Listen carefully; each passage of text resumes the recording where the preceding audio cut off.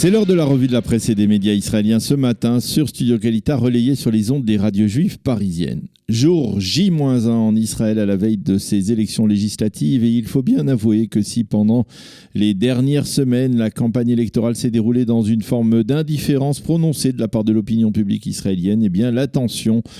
qui s'est installée durant cette dernière ligne droite électorale au cours des derniers jours ne cesse de grimper, et que peu à peu on semble prendre la mesure de l'enjeu de ce scrutin. Il suffisait de voir la solennité avec laquelle la chaîne 12 a ouvert hier soir à 20h son journal télévisé pour comprendre que l'État d'Israël s'apprête à vivre des journées déterminantes pour son existence et pour son avenir. Hier soir, ainsi, à l'ouverture du JT de la 12, une brochette de commentateurs, analystes et journalistes entourait la présentatrice vedette de la chaîne, Yonit Levy, qui d'emblée a posé les deux questions clés de ces élections. Quel sera le taux de participation et qui, demain soir, ou plutôt mercredi matin, sera le prochain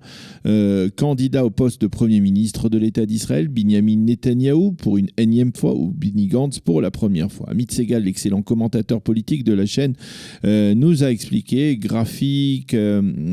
graphisme technologique à l'appui, qu'est-ce qui différenciait les deux candidats, et il a expliqué également que pour les deux grands partis, le Likoud et Bleu-Blanc, la priorité de ce scrutin sera d'arriver en tête et d'être la plus importante formation politique afin d'obtenir du président Rivlin le mandat de former la prochaine coalition gouvernementale. Ce matin, on a même appris que le parti bleu-blanc avait même l'intention de tout faire pour faire disparaître le parti travailliste de l'échiquier politique israélien afin de se renforcer et de devenir la plus importante formation politique israélienne. Toujours pour Amit Segal et pour l'ensemble des commentateurs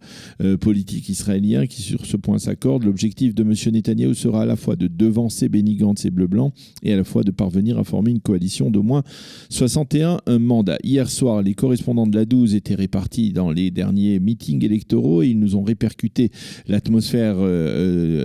électrique qui régnait. Passons à la presse écrite israélienne ce matin avec les derniers combats, c'est le titre ce matin du Yediot Aharonot à 24 heures de l'ouverture des bureaux de vote. Combat entre Benny Gantz et Binyamin Netanyahou, mais également combat entre Netanyahou et Ayelet Shaked à l'intérieur de la droite israélienne. Combat entre les orthodoxes du judaïsme de la Torah qui étaient réunis par dizaines de milliers hier à Jérusalem et les ultra-laïcs que sont Lapid et Lieberman, considérés ni plus ni moins par les orthodoxes ashkénazes comme de la graine d'Amalek qui aspirait à détruire l'État d'Israël, ou plus exactement le peuple juif. Le Yediot Aharonot souligne que la campagne de Gewalt, ce terme yiddish qui signifie un appel au secours, n'a pas épargné les deux petits partis de gauche, le parti travailliste qui frôle le seuil d'éligibilité, pourrait même donc disparaître de l'échiquier politique, et le camp démocrate qui est également en position périlleuse. Et puis, à tout seigneur, tout honneur, le Yediot Aharonot réserve une place de sa une très chargée ce matin à son éditorialiste le plus célèbre, Nahum Barnea, qui constate que les promesses électorales ne valent pas grand-chose et que les grands développements intervenus dans la vie de la nation ne l'ont pas été à la suite de ces promesses électorales. Donc il ne faut pas, selon Barnea, prendre au sérieux le déluge de promesses électorales faites ces derniers jours par Binyamin Netanyahou. Dans le Israël Hayom, la manchette renferme un message voilé puisque le quotidien gratuit proche de la droite israélienne cite ce matin Benny Gantz qui affirme « Nous allons mettre en application une politique de gauche ». Sous-entendu, attention, là encore, danger. Gantz est bel et bien à gauche, et face à ces propos, la réponse de Binyamin Netanyahou est sans équivoque dans le Israël Hayom, c'est parce que Benny Gantz est à gauche que vous devez voter Likoud. Et le Israël Hayom se fait l'écho de la crainte des deux petits partis de gauche qui constatent que ces derniers jours, le leader de Bleu-Blanc a accentué son opération de siphonnage des voix à sa gauche, quitte à risquer de provoquer la descente aux enfers politiques, soit du parti travailliste fondateur de l'État d'Israël, soit du camp démocrate. Et puis ce matin, le Israël Hayom insiste également sur la campagne massive de mobilisation du jour des élections. En effet, demain, les grands partis ont l'intention de mobiliser des efforts et des moyens considérables pour faire sortir un public israélien relativement indifférent et le pousser à aller voter. Le nom de cette vaste opération, frapper à la porte à Kesh Badelet. En page intérieure, le Israël Hayom publie les professions de foi des principaux candidats. Donnez-moi la force politique de parvenir à de nouveaux succès sans précédent pour Israël, demande Binyamin Netanyahou. Je suis entré en politique pour vous servir, affirme Benny Gantz, tandis qu'Aryeh Deri, le leader de Chasse, pour ne citer que lui, estime que l'enjeu de ces élections n'est ni plus ni moins que la détermination de l'identité juive de l'État d'Israël. D'ailleurs, dans le Maariv de ce matin, le président Rivlin a avoué à Aryeh Deri qu'il était triste par la tournure de la campagne anti-orthodoxe menée ces derniers jours par certaines formations politiques, une campagne qui vise à discréditer le public orthodoxe en Israël.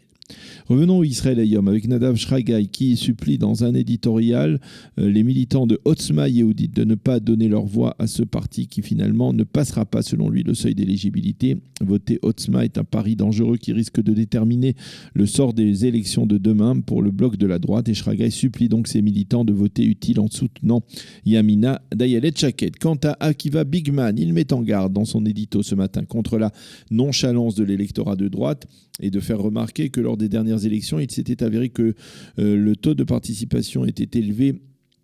Là où le taux de participation était élevé, eh bien, le parti bleu-blanc l'avait emporté. Le Haaretz, lui, s'arrête sur le verdict du juge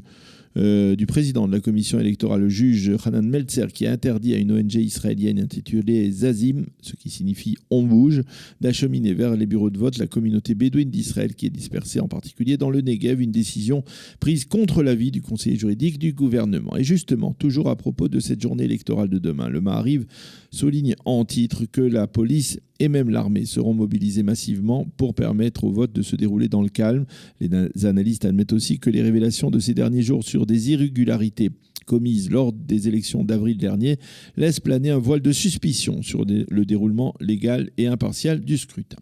Et puis ce matin, tous les quotidiens israéliens, ou en tout cas les plus populaires, fournissent à leurs lecteurs un guide électoral à utiliser demain, ou en tout cas à consulter aujourd'hui. Les élections de A à Z, titre le Israël Hayom, qui explique par exemple que c'est le seuil d'éligibilité ou que c'est l'accord de répartition, ce qu'est le seuil d'éligibilité ou ce qu'est également l'accord de répartition des surplus des voix.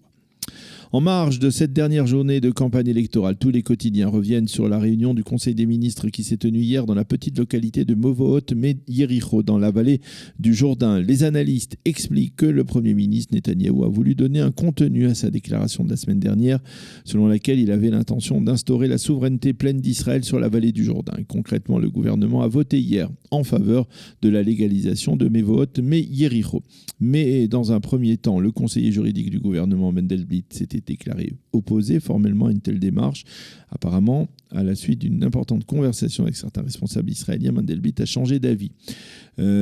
Ariel Kahn, dans le Israël Hayom, considère que ce Conseil des ministres dans la vallée du Jourdain marque un tournant important, voire même historique, parce qu'il permet de légaliser la localité de Movohot Yericho, et ce faisant, le gouvernement Netanyahou est allé bien plus loin que tous les gouvernements de droite précédents. Voilà donc pour cette revue de la presse et des médias israéliens de ce lundi matin sur Studio Canal.